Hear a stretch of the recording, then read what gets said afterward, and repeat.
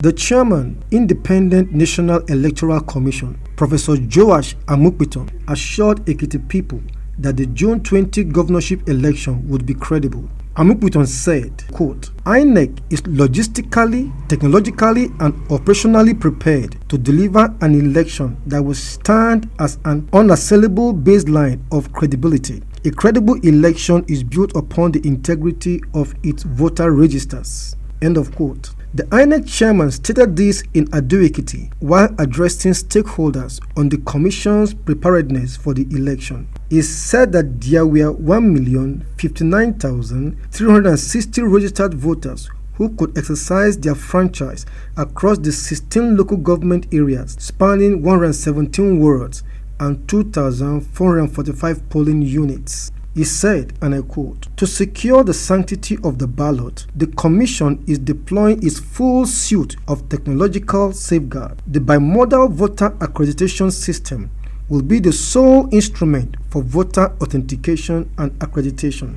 Our immutable legal standard is no PVC, no accreditation, and no voting. There will be no bypasses, and there will be no exceptions." End of quote. He disclosed that the commission was partnering with the Economic and Financial Crimes Commission and the Independent Corrupt Practices and Other Crimes Commission to deter vote trading. Quote, "Deployed personnel are under strict instructions to keep the immediate perimeter of our 2,445 polling units completely insulated from the corrosive influence of vote buying and financial inducement. We shall defend the ballot box from physical violence and physical contamination alike." End of quote. According to him, all polling level results will be uploaded directly to the INEC Result Viewing Portal (IREV) to guarantee public transparency. The INEC chairman said, quote, "Simultaneously, we have deliberately elevated our infrastructure for administrative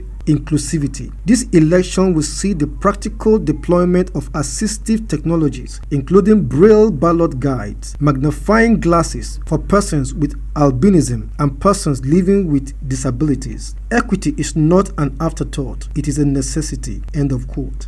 He urged the political leadership to actively de-escalate rhetoric, saying, "The Commission, working in absolute cohesion with the Interagency Consultative Committee on Election Security, has mapped every localized vulnerability, including specific risks related to political thuggery, cultism, or attempted ballot disruption in known areas in the state. Security forces have been handed precise operational orders to deal decisively with any actor, regardless of status, who seeks to subvert the peace or test our collective resolve." End of quote. Amupitan, who said that INEC goal was the simultaneous activation of all 2,445 polling units at exactly 8:30 a.m. on election day, said that logistics plan had been perfected, adding that arrangements with the transporters were being finalized to ensure a synchronized movement of personnel and materials. He told the political parties, candidates, and Ekiti citizens, quote, "The ultimate credibility of our democracy